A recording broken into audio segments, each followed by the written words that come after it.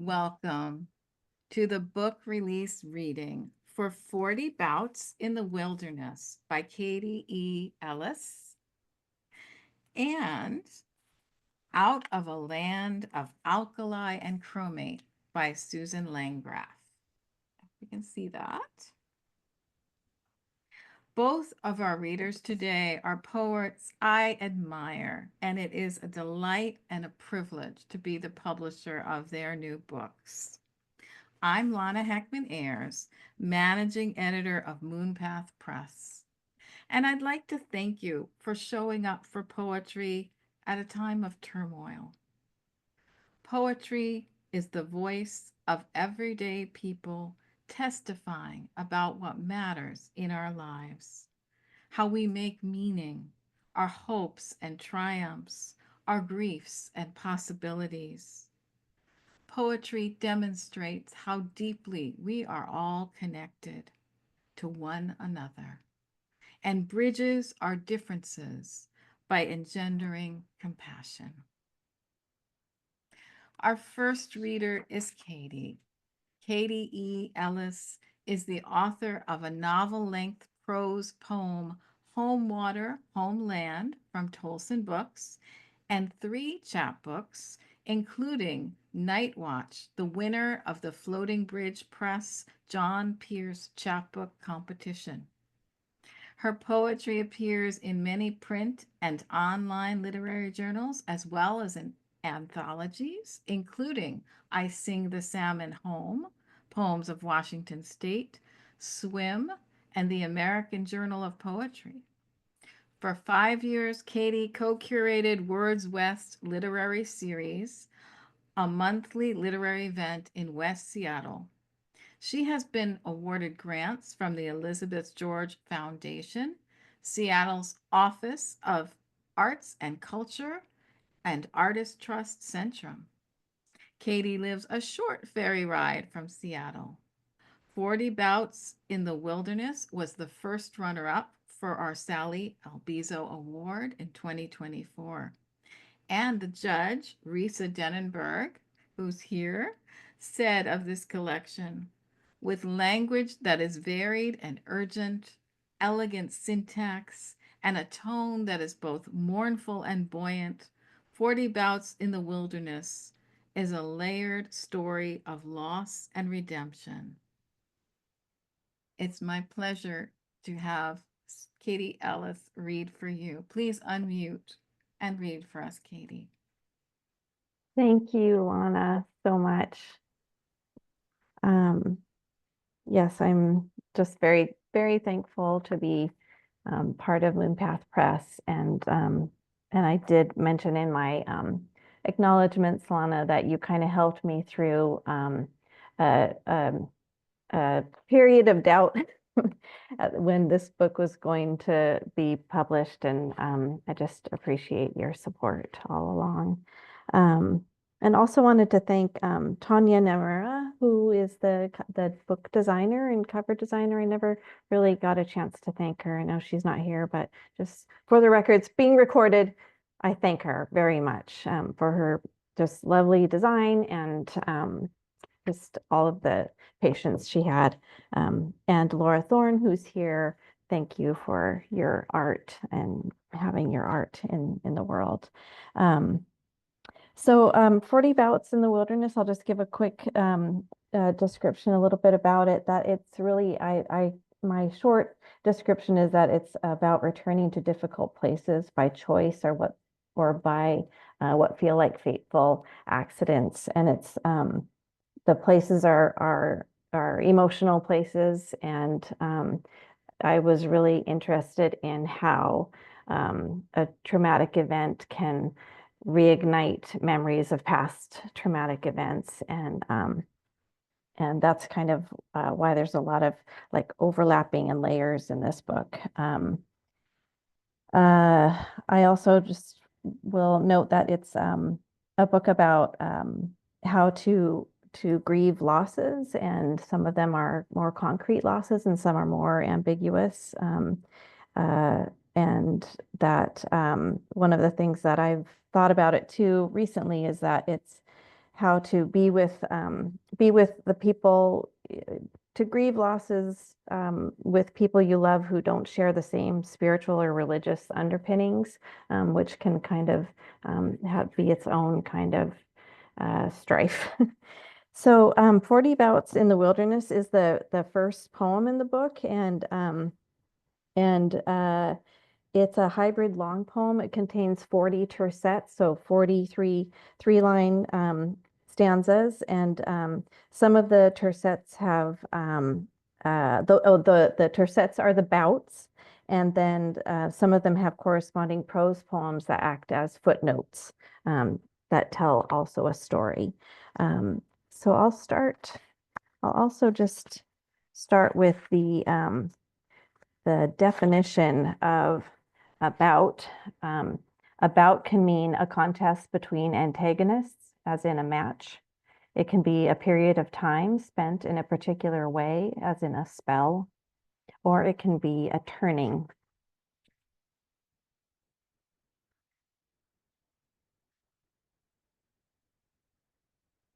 Bouts 10 through 12. Almost losing someone brings to mind those definitely lost. Did I choose to be lost, to snake my way through no man's land?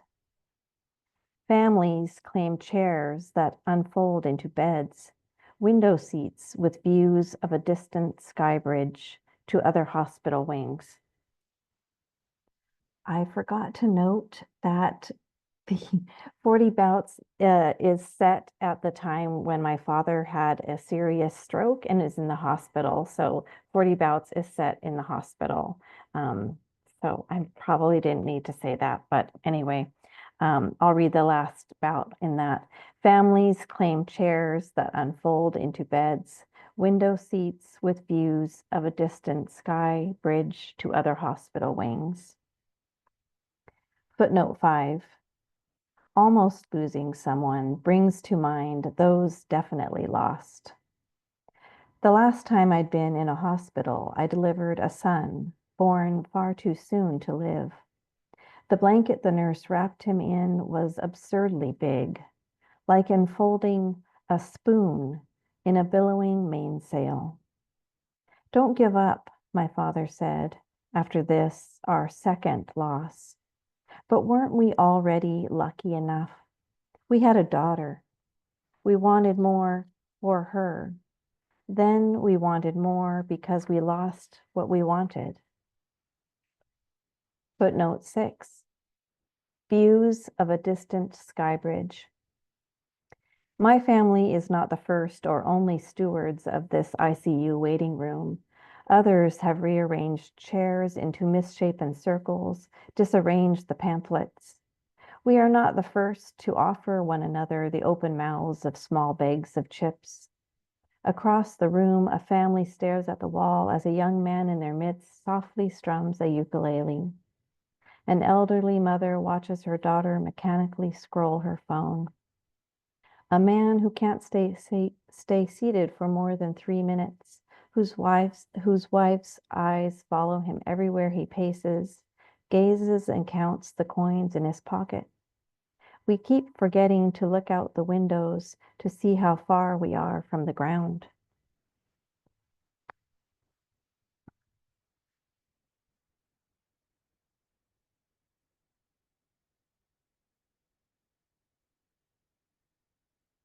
Bouts 28 through 30. Raise your hand if you've prayed not to beams of sunlight, but to the belly of the moon-shocked night. I wish we would have named our lost child after a street not appearing on any map. The same street name with a different cardinal direction makes a homonym of place. Footnote 13. To the belly of the moon-shocked night. I ask, will I meet my lost son when I die? And the moon's answer spills along the sill like a barely audible breeze, turns picture book pages, past the scene of a thumb-sized girl clutching the dirty pink ribbon she tied to the dragonfly, who lifts her free from a life bound to a slime-mouthed toad-in-law. The moon's guess-already voice brushes me apart from the sludge that is my body and into the pearl's blue crater, where a child reclines, his palm in mine, looking up from this night's light to the moons we don't see.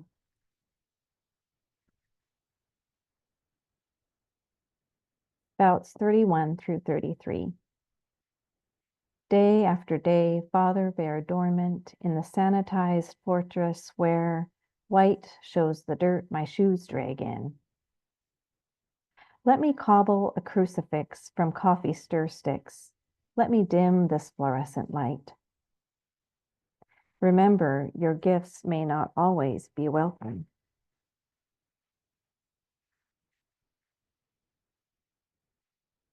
Bout 37.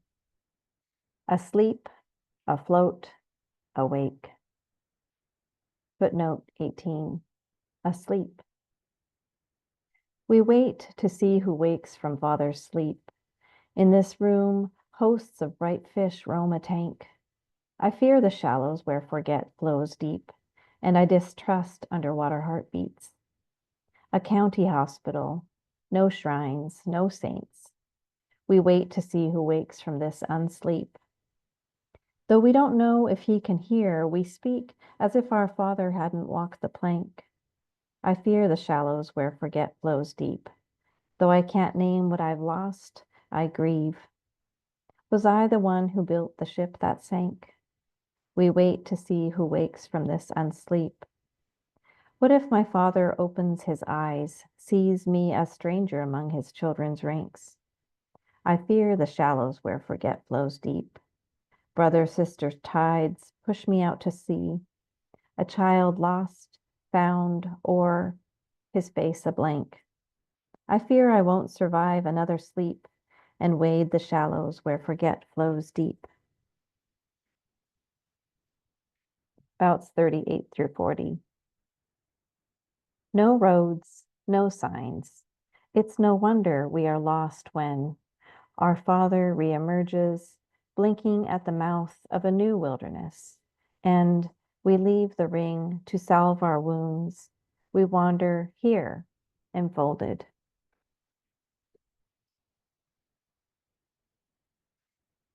So the other two sections in the book are also about, well, the second section is Pilgrim's Pace, which is a lot about wandering and searching.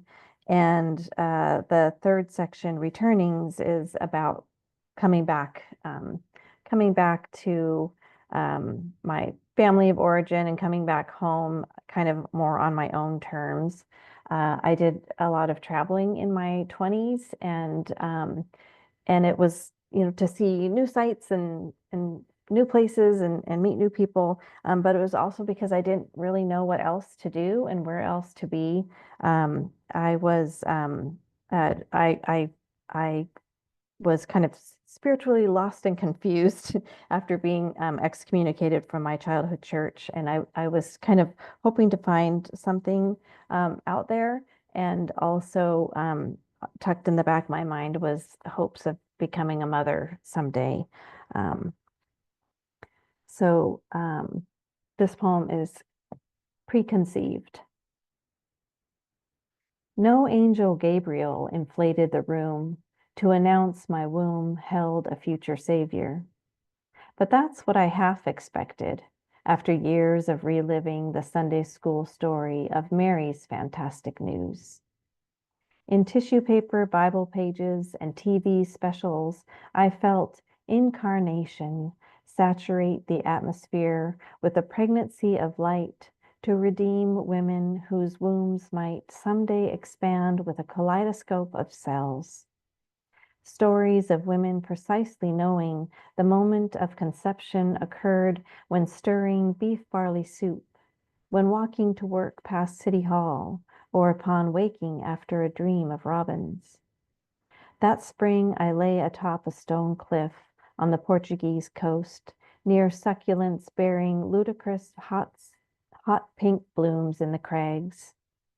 There I beseeched the Atlantic and God, of course, in prayer. Please give me a child now, or at least let me know if it will never happen. I always thought there'd be more than a woman opening eggs between her legs, the tug and drain of a million twinkles in a man's eye scattering like buckshot, something more like the pour of moon against a woman's cheekbone or a man's forearm, something more than ovulation, disorganized orgasm. I took a feverish while to know. A speck, a bean, a prawn, began basket weaving 300 translucent bones of hope, near memory of basalt against my spine, where no wings or voices had ever touched me.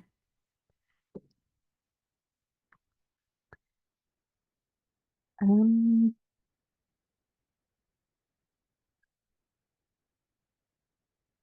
so this poem is kind of talking about, I feel sometimes that when my, in the church that I was raised in, or maybe just religion in general, like it's kind of trying to play tricks with God and bargain different things with God to have things work out how you want them to. And this poem kind of speaks to that. Everything for a reason. In church, I learned that luck is a sin when confused with blessings. Better to hang a silver Jesus fish on my neck chain than to hammer horseshoes above my door. Pray and worry not. God orchestrates all happenstance. Prayer is an act of worship, a give and take between the lips or between the sacred covers of childhood diaries. Please, God, forgive me asking for things I don't deserve. My oldest brother taught me how to watch a baseball game, rooting for a team that almost never won. After the first time I witnessed my first bases loaded homer, I prayed like a secret devil, making deals for grand slams. Who in their life hasn't ached for a miracle win? Eyes closed, my worship bore a decent amount of human hope, always sprinkled with thy will be done, to guard against visions of heavenly coins, twinkle flipping to earth, landing wrong side up on my head. Um, I think I will do this. No, I'm gonna stick with my stick with my plan. Um, so oh wait, I did a little change up. Okay. I'm this poem kind of falls on the heels of that last poem nicely, because it's also about luck and acceptance. And this is for my daughter.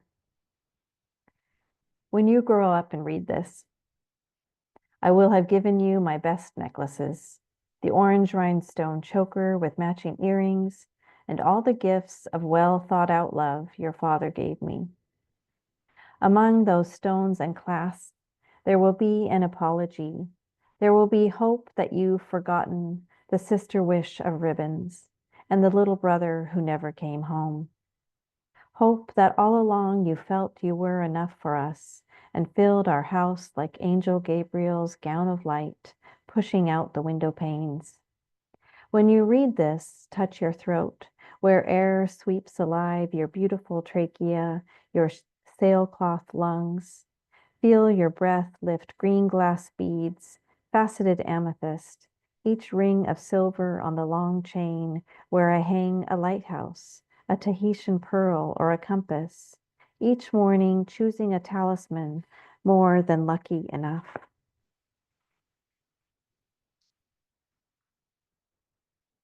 And I think one last poem, and it's just kind of a circling back to the bouts. And I think that this poem I was very helpful to me in kind of the returning part of coming back to my family on my own terms. Bouts under sky. An open dish of nighttime kibble set out beneath the eaves. God arrives in adolescent hearts, bearing a name young girls do not choose. Whose daughter unpraised turns her palm's old blisters to green boughs? Remember the litter of kittens all you kids wanted to rescue, especially the runt. It takes courage to know returning is the blanket, ache, and cure. Pull wide the corners of brother-sister fold. Lie down. Become a love-held bundle of one's own. When father's eyes next open, he sees me, asks, "Do you still climb trees? I gave you a boost when you couldn't reach the first rung in a ladder of branches." My human father is the other God I worshipped before the first thou shalt not. When we hold hands, lifelines churn in temporary confluence. One daughter teaches her daughter to call God out in the forest, receive pieces of sky and falling sun. The map I drew leads home, where abandoned kittens thrive door to door in starlight. Thank you.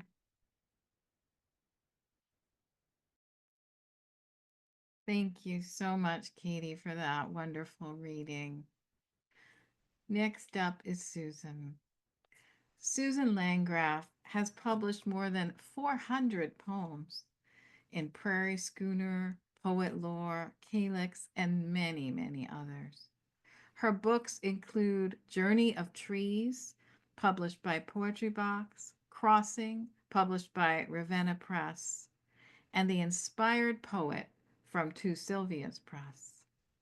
Winner of multiple awards and grants, an Academy of American Poets Laureate Award in 2020, which resulted in a book of Muckleshoot Indian tribe poetry titled A Muckleshoot Poetry Anthology at the Confluence of the Green and White Rivers, published in 2024.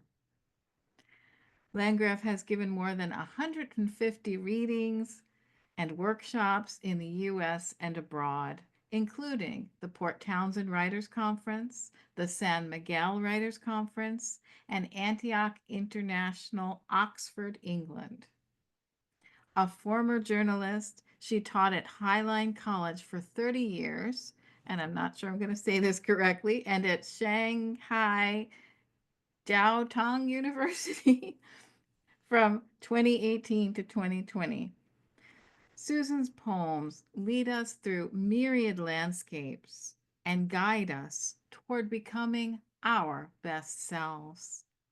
Please unmute and read for us, Susan. It's such a pleasure to have you. Thank you, Lana. Thank you, everyone, for being here.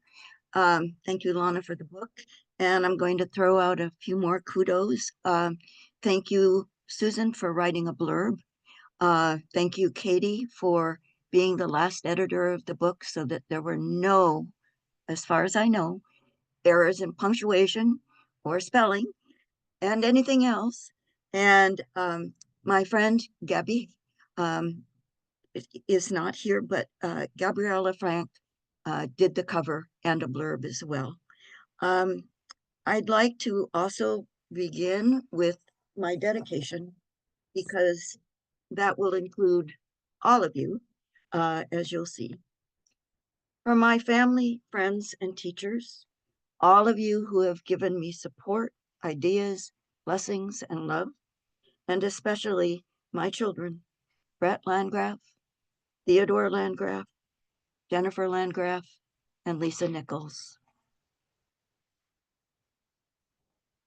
The first poem that I'm going to read is in 3 parts. The title is Family Tree on My Mother's Side, Painesville, Ohio, USA. And I think I don't need to say anything more. I think you can get it from the work itself. But both my mother's grandparents, or my mother's parents, my grandparents on my mother's side, came from Hungary. They were immigrants. Why some Hungarians dream equations and notes.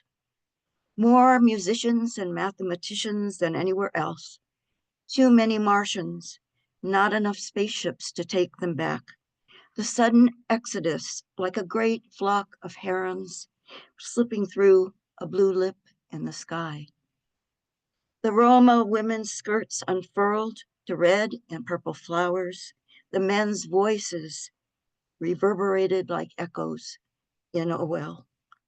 Their stories flickered around the campfire, how the abandoned pocketed themselves from the sea and the moon's pull, whirled like a compass needle in the dark. They used scales as metaphors. Their long-handled cups held the moon. They mixed with the natives.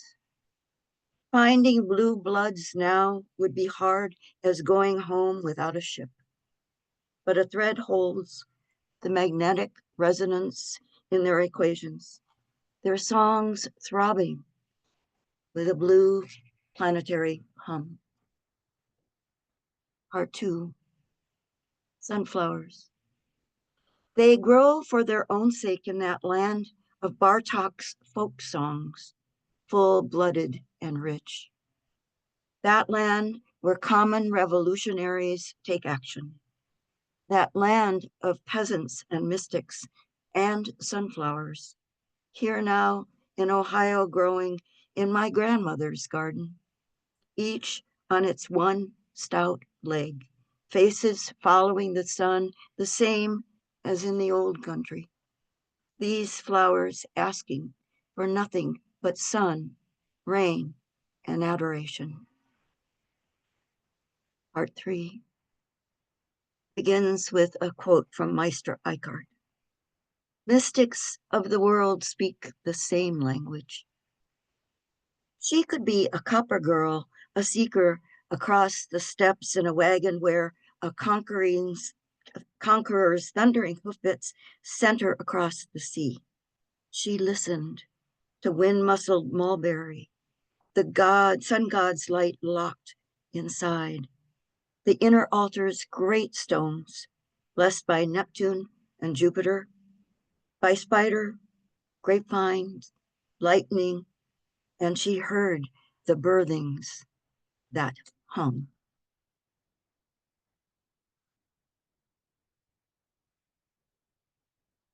My book is in 5 sections. The first is about essentially my childhood. The second goes into fairy tales. Fairy tales helped save me when I was growing up.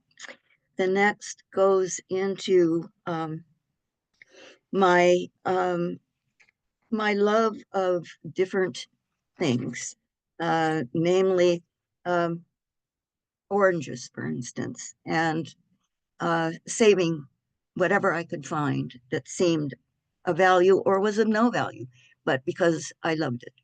So this one is from my childhood, and it's a nursery rhyme. Uh, all the king's horses and all the king's men, and of course Humpty Dumpty, but all the king's horses and all the king's men. My sisters and I dye eggs, pile them in the crockery bowl as if they are golden. New patent shoes wait under our beds for the next day's resurrection. If she wasn't good enough for him, my father says before the gun's sharp retort crackles like an egg in the enameled pan.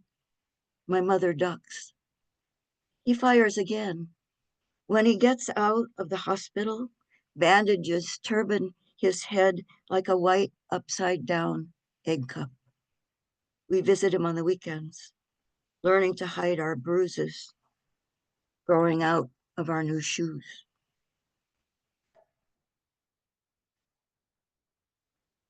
This is one of the fairy tale poems. Rapunzel writes a letter to the editor. Please set the facts straight. The witch Dame Gothel loved my hair. First, of course, she needed to climb, but more than that, it was for pleasure. She had thin hair, wire-like, and beginning to gray.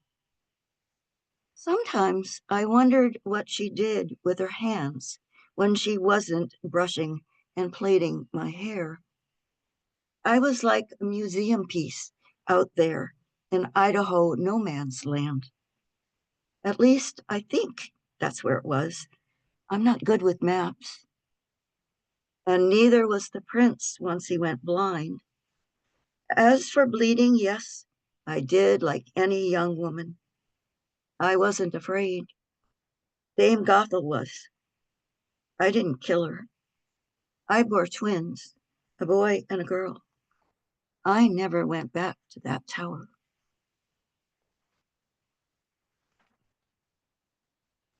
And this another one. Why didn't the princess's mother tell the king to stick it up his kingdom?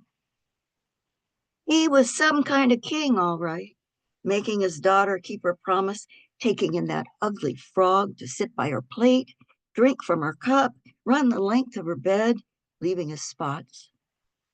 Frog knew a virgin when he got one. The queen knew she hadn't taught her daughter not to be afraid of anything pointed. And the king knew a frog is a hand to take up the reins of the kingdom. As for the princess, already she was compromised, ignorant as she was of open fields and choices. She didn't know she could hold the moon or a rose or absolutely nothing between her fingers and her thighs. She didn't know her body was a well, and one lost ball didn't matter one damn bit.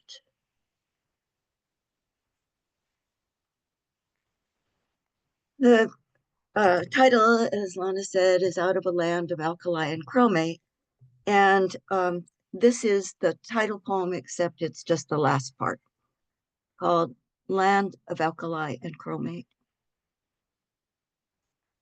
Erie with its dead fish in the 50s, the Cuyahoga River burned.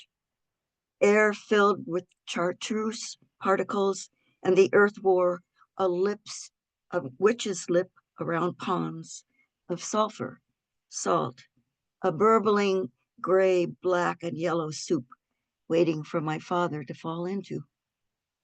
He had grabbed at the slippery sides in the dark, muck sucking his shoes off. When he finally crawled out, his clothes were set like concrete. The doctor said being drunk probably saved him. Today, the river's clean. Erie's got herons and fish. Diamond Alkali's been turned into high-ceiling apartments, and the chromate's been razzed by men in protective clothing.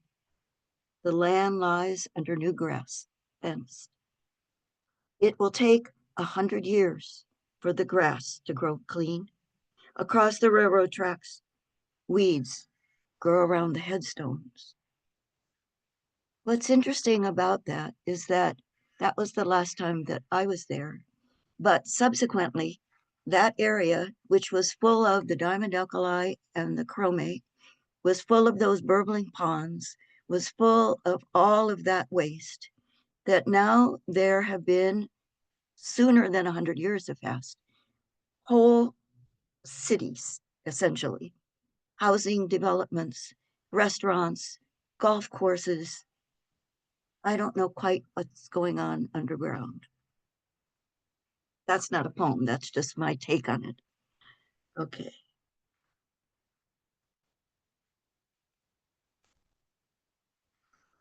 I went through a phase of long titles, but I still kind of go back to them. This one is maybe one of the longest titles I've done. It's called General note written to anyone who might chance to discover one of my lost Tupperware bowls, that stage of my life happening to be over. Sloping sides keep turkey gizzards, hard-boiled eggs, buttons or screws, a bowl for every need priced to last forever. Women wait to be taken into that middle-class circle. What about loss, you ask? I'm glad you asked.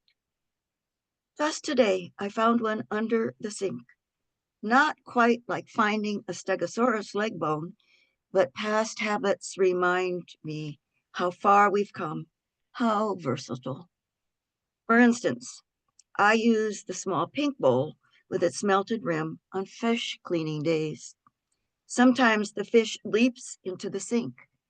Such a satisfying rescue. Children, I could ask, where did you hide them? Pie containers and popsicle molds. After tadpoles and the garter snake minding its business under the quince, where did they go? Friends, check your cupboards.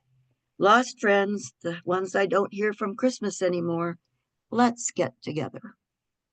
And lovers, imagine opening something closed for 6 or 20 years, mold grown that long in secret, brought to light. Tupperware like pink and yellow time capsules, keeping tight as lips. Think twice before breaking the seal.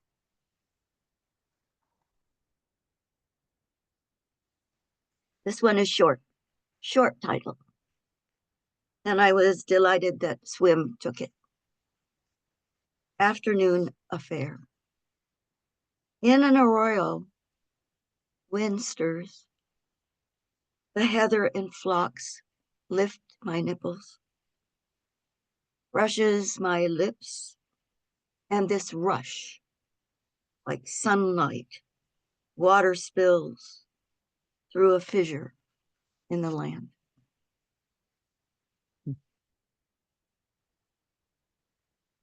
I'll read 2 more. I mentioned that there are things I love. Oysters is one of them.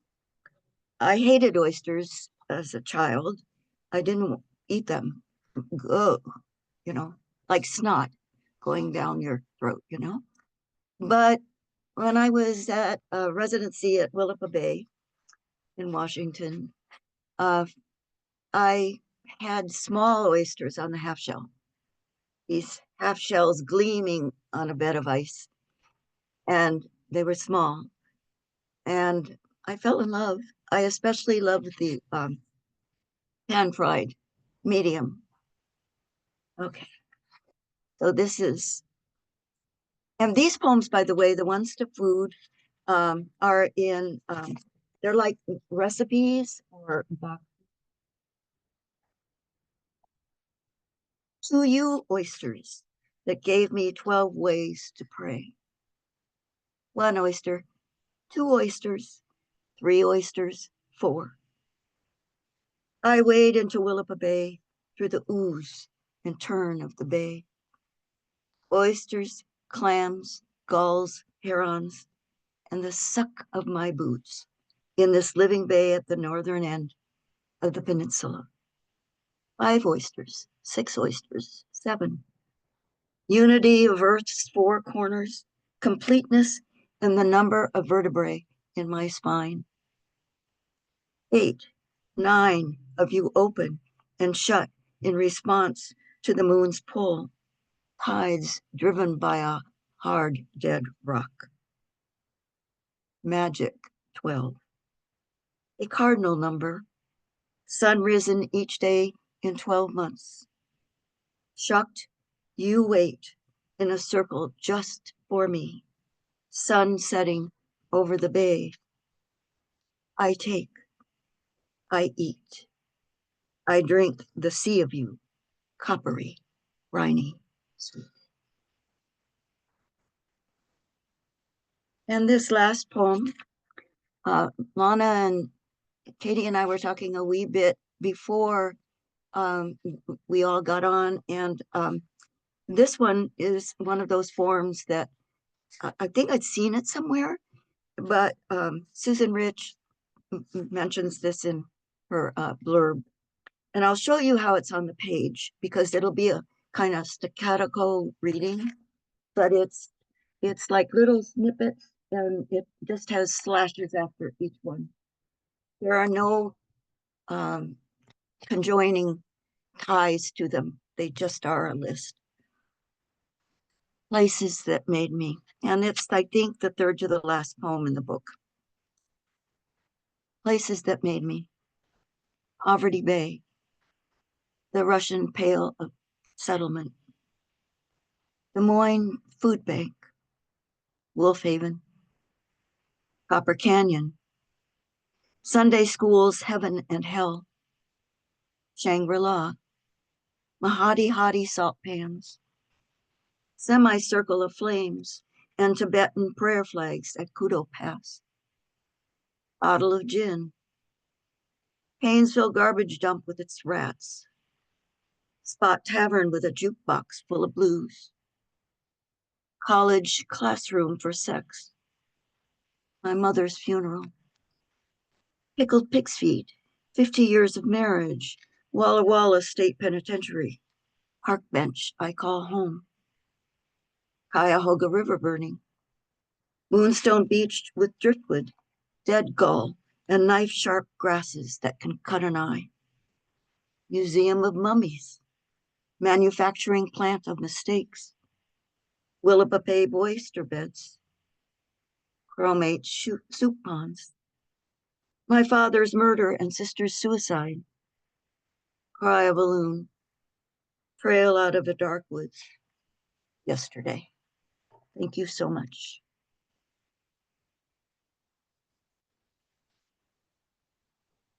Thank you so much, Susan, for that beautiful reading.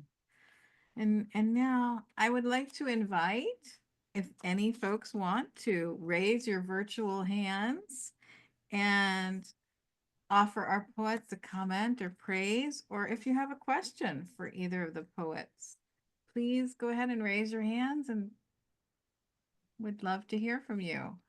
I can't. If you raise your real hands, I'm not sure I'm quite going to see it, but I will look around. And if not, oh, I think we have a hand up somewhere. Well, maybe not. I'm just looking. It's hard. Okay. Well, I have a question. Actually, I have a question for both of our poets. And well, the first question I have is we were just talking about form, Susan, and both Katy and Susan do have some interesting forms to their poems. And I'm just wondering about they have kind of this three-dimensional intertextuality where Susan just showed you that poem. And I don't know if you've seen how the bouts are arranged with footnotes, and I mean it's kind of blurry on my screen, but there's footnotes and there's also the bouts in these little stands. Let's find a footnote. Here's a footnote page. And so these kind of intertextual leaps and bounds on the two-dimensional page, and you know, all of that exquisite language. I'm just wondering how each of you landed on these interesting forms and, you know, found that the poems, you know, belonged in this fashion, because I mean it's art as well as poetry that you're presenting on the page. So I'd love to hear about that because most of my poems are pretty linear. Katy. Well, I think with the bouts, I do like to write prose poems, and I liked the idea of trying to get the like force myself to do the form of the tercets and kind of like haiku-esque, you know, or little like fortune cookie kind of snippet. And so I wanted that really sparse, but then there's so many, I wanted to be able to expand on some of it and say a lot of words. And so footnotes came to mind as just a way to like open up and have a prose poem and tell a story in that way. So that was really how how 40 Bouts came about. Yeah, And and I I think, I just wanted to comment that it seems like a wonderful way to sort of encapsulate and expand at the same time, like you said. And it's sort of I've seen it done, novelists have done this as well with footnotes. It kind of gives you a more interpersonal quality to read back and forth between the bouts and the footnotes. And there's something so engaging about that. So I really appreciated that. Thank you, Katie. And Susan. um, I, like I said, I don't know where places I've been where I'd seen a poem done like that, but because I only wanted a list, but I didn't want a list because I thought that was too boring, or maybe nobody would stand to read through the list. So if I did it across the page with these slashes, that also could indicate that there was more to be said about it, but I wasn't going to say it. The poem, All the King's Horses, etc. I struggled with that poem for a very long time, and it finally felt that I should put it into a sonnet, an American sonnet. Um, the there are other sets. There was one poem that I didn't read called Crossings, and I decided that uh, well, this is what I did. I put it to the edge of the other side of the page because crossings are hard, and it seemed to me that it would be hard. You come to a hard edged, and then if you make it across, it's the next page. Just a silly thing, silly idea. But I had fun doing it, like the recipes, or they aren't recipes, they're praise to things like potatoes and cabbage and so forth. But I thought making them look like they're in a box would be like, especially a couple of them turn out with lines, so they're like recipes. Mhm. So that's Yeah. how those happen. Yeah, and I think all of the forms, you know, they just they seem so intuitive when I read them. Like, of course it looks that way. What other way would it look? And you have some that have a lot of space, like within the poem itself. Like this one, I don't know if you guys can see that, where the word is kind of spread out across the page.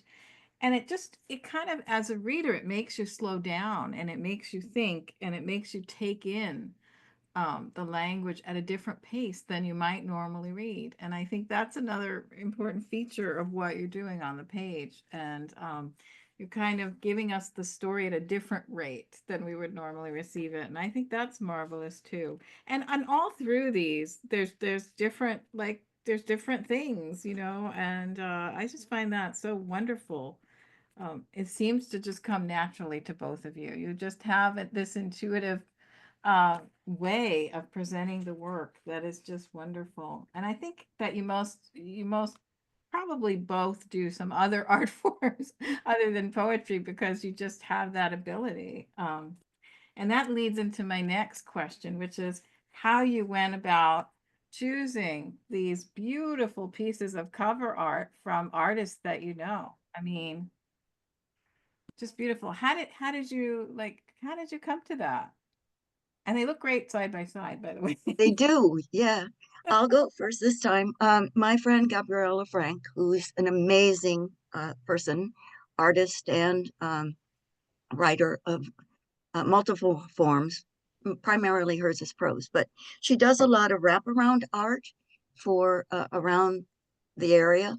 Uh, she's just, well, anyway. She had looked at my book and I said, "Would you do a cover for me? Because I know how artistic she is." And she showed me a couple and she said, "If you don't like these, I'll just do one for you." And I said, because it didn't seem to fit the couple she showed me. So she designed, I mean, this is all for my book, and I am grateful. And I'll just add that the blurb came because I said you had to look at the book in order to get a sense of what the cover would be. So, and as she talked, I wrote down what she said, and I said, "Well, the blurb's almost all written. Will you give me the blurb too? Will you sign off on it?" So 2 for 1. That's brilliant. Absolutely brilliant, Susan. I love that. And she's a wonderfully talented creative writer and artist Yes. herself. Yes.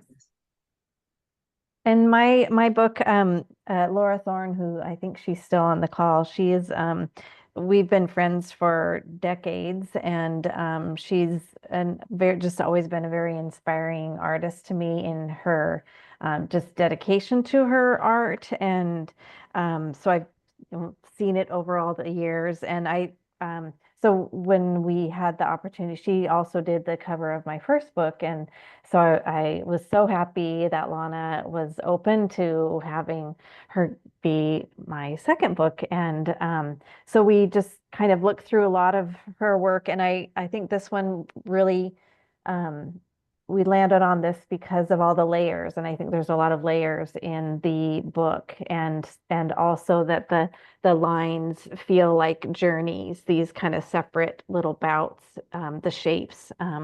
So um, that's how my cover came about. So, Mm, that's wonderful. Um, and that's hers back there too, hanging on oh, my wall. Oh, see, yeah, that's wonderful. I don't know if I didn't want to put Laura on the spot, but if she wanted to unmute and say something, if she's here, we'd be delighted, Laura. But if not, that's okay. Um, it's lovely to have you.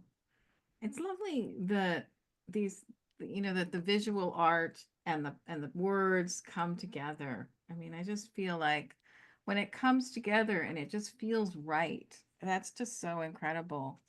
And there's just an inevitability about the way that certain books look, and that feels to be the case with your books. I mean, they're works of art outside and in because of your artists and yourselves, the wonderful poetry. Well, I And we think talk I will jump in then from what you wonderful, said, if that's okay, Lana.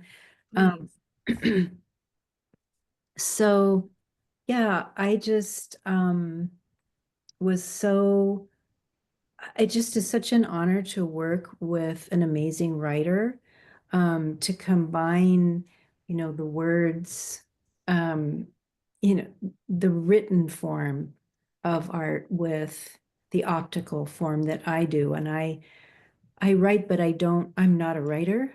Um, and I don't think that way with words. I think more in a different way with images. And so to be able to have have my work combined with Katie's work in the ways that we do it very deeply and organically is just incredible.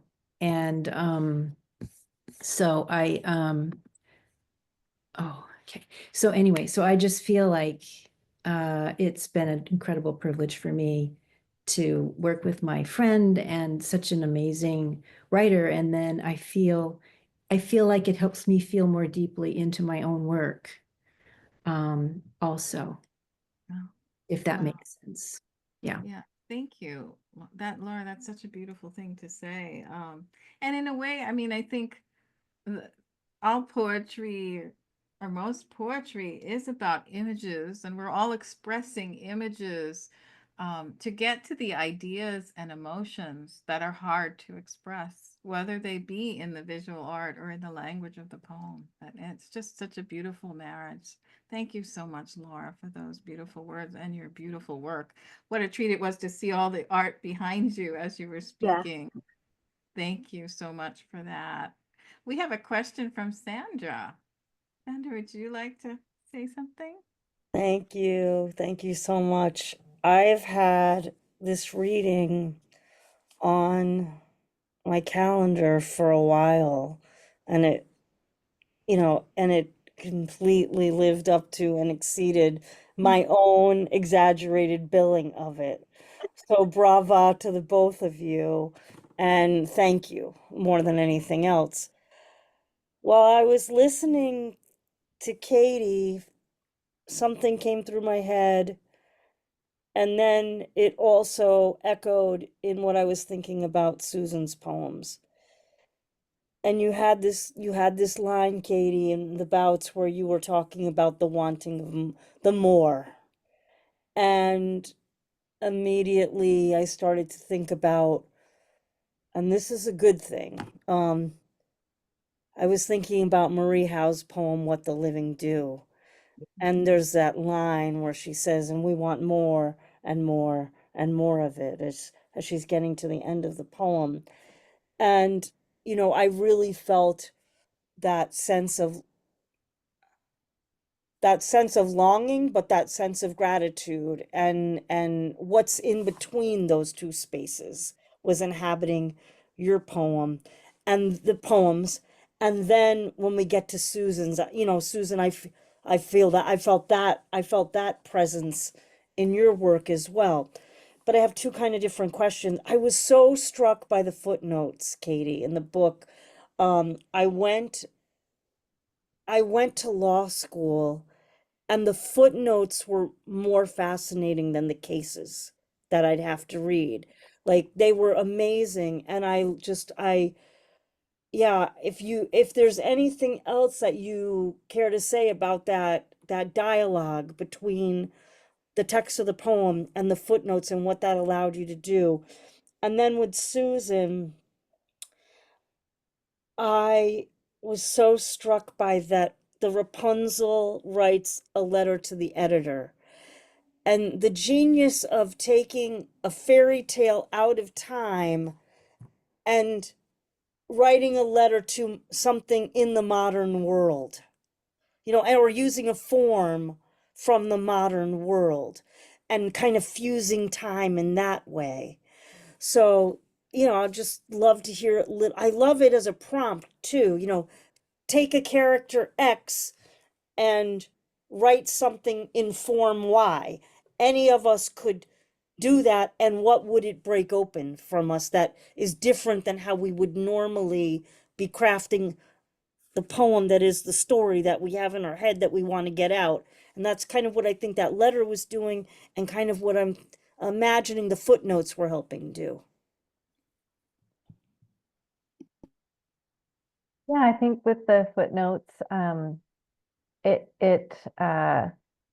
I could choose a place that some of them ended up being poems, so some of them were just straight up prose poems, and um, I some of them are in a shape of a poem, and I think that it was um, that you could have them just pop onto the scene without necessarily being linear. And I think that that was one of the attractions of having footnotes too, is that it's like you could jump out and jump back into the main poem. And so that was, um, I don't know how consciously I thought about that, but that's what ended up feeling like to me too, like, oh, I can pop out here, pop back in.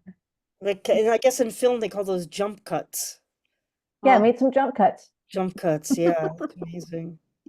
and for me, Sandy, it was, I think that poem, there are several others, and especially the food poems, Dear Garlic, for instance. I wanted to go into some other uh, dimension, I guess, or time, you might call it, leap time, jump start, whatever. But it's like, what what's beyond? And I don't know, but I try to get there. Thank you for the question. Thank you. Thank you, Sandy, for those comments and that wonderful question. Yeah. I think Susan Rich wants to say something. First of all, it was just wonderful to listen to both of you. It was a true pleasure. And I'm going to out you a little bit that we're in the same writing group, both Susan and Katie and myself. I don't know if anybody, Cindy's here too. Cindy too, and And Anya. And Anya.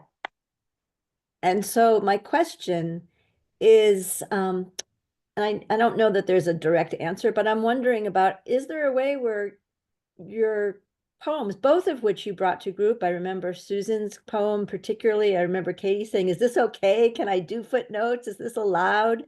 So how does having that, our group, affect or not affect your work? And yeah, I guess it's an open question in that way.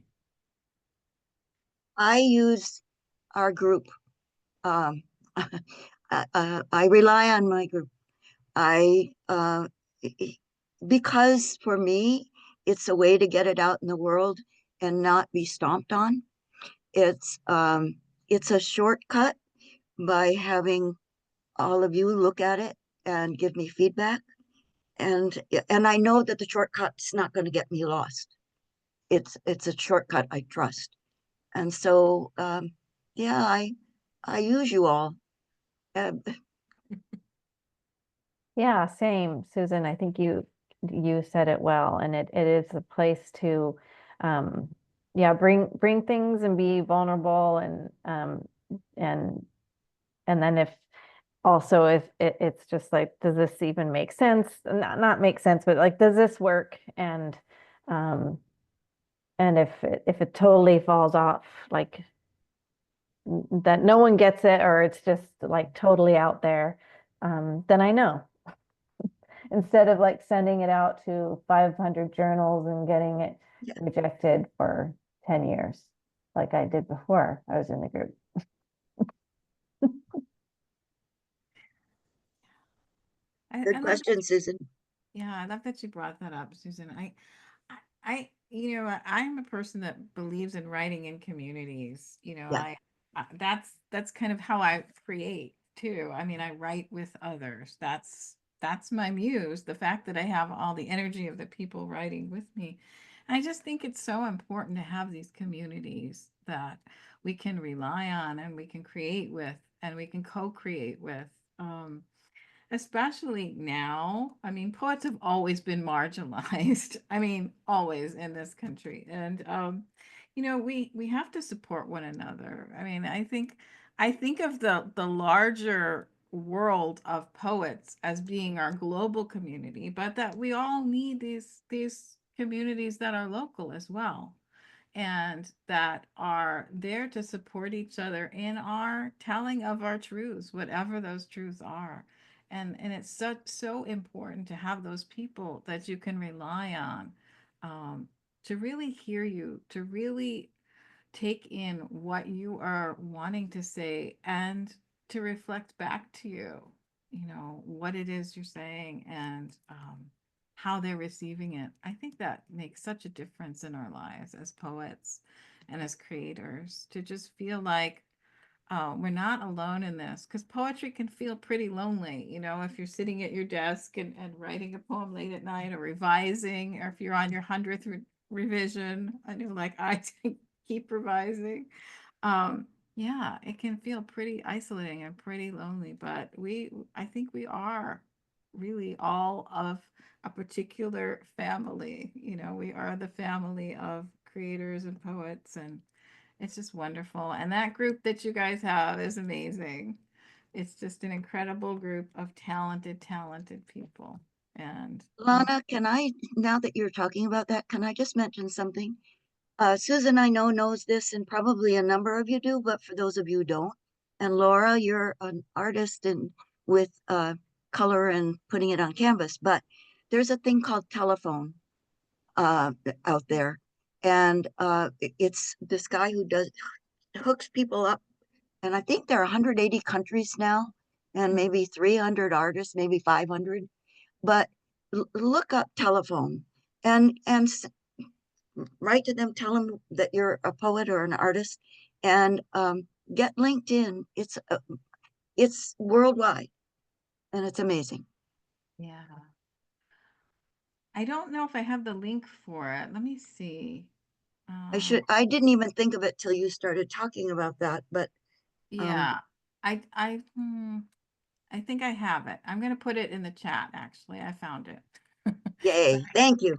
I'm going to add that to the chat. Yes, anyone who's an artist or a writer, you should just join this group of creators doing this incredible global project. Let me see if I can copy this link.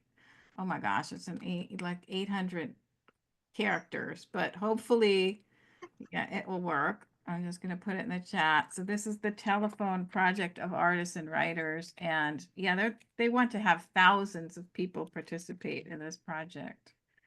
And what happens is if you're a writer, you get a piece of art to respond to. And if you're an artist, you get a piece of writing to respond to, and it's all anonymous, and no one knows whose work they're responding to, and they just do it, and they will present the project at some point. I know that the link is terrible, but that's the one I found, and it works. So if you want to participate as an artist and a writer, copy that link and go there, or look it up, Telephone Artist and Writers Project, and you'll get it. Before we close out, we're going to close out our wonderful reading, though I'm sad to leave it. I want to ask each of our poets to say one more poem before we go. Mhm. Okay, so I am going to read Katie's. Do I go I next, think Katie? I'll go next.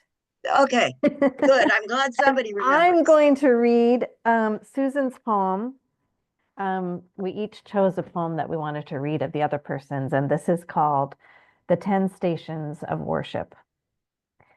This is the hand held for safety's sake, palms raised to show the most traveled paths.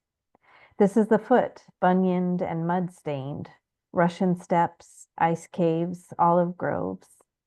This is the leg, striding or curved, lotus-like, in the California poppies. This is the eye, seeing curled ferns and symbols. This is the eye of permission. Amen. This is the lap, a nest reminiscent of goose down. We've learned to fold, to wait. This is the breast we come to and come to, our need for suckle, beauty, forgiveness, grace. This is the vagina, seed pod moist with its own rain. This is the truth of fecundity, of creating, birth. This is the other mouth we depend on, the telling and retelling of old tales, fables, myths, and healing. In a temple of trees, we say yes. Thank you, Katie. Thank you. And I'm going to read Bouts 34 to 36. Who called me from the dust? My snowy fleece, once ground in soot. When shouted in canyons, no one's name returns the same. Swimming in ultrasounds, the pulse of an altered brain, waves and wanes and wakes. Now the footnote that answers who called me from the dust. Who closed the valentine and picked up the phone? Who said, I'll be there as soon as I can? Kissed chocolate from the corners of her child's mouth and goodbye hugged her husband. Who forgets terracotta pots can crack in winter's freeze? Who fears being forgotten just as much as being remembered? Who every year worries she buried the tulip bulbs too deep? Who crossed the river over the still toxic Duwamish River? Whose cutout heart got left behind unread? Who's unforgiven and who will not forgive? Who's God? Who best to ask? Who steps into the hospital lobby every time like it's the first day of kindergarten? Who will surface from the dust bath? Thank you, Katie. Thank you, Susan. Thank you so much for reading one another's poems. That's so lovely. And thanks again to our poets, both Susan Landgraf and Katy E Ellis. And thanks to all of you, the audience, for being here. A poem is only ever truly complete when it has a listener or a reader. I hope you'll support our poets by getting copies of their books available through the poets themselves or through bookshops, either online or brick and mortar. And I hope we'll see you again in 2 weeks on Saturday, May 17th at 4 p.m., when we will be hosting MoonPath Press Poets and their new books, Lisa Ashley and Cindy Veach. Until then, may you find poetry everywhere you look and hope just around the corner. Thank you, everyone. Thank you. Bye. Thank you. Bye. Bye-bye.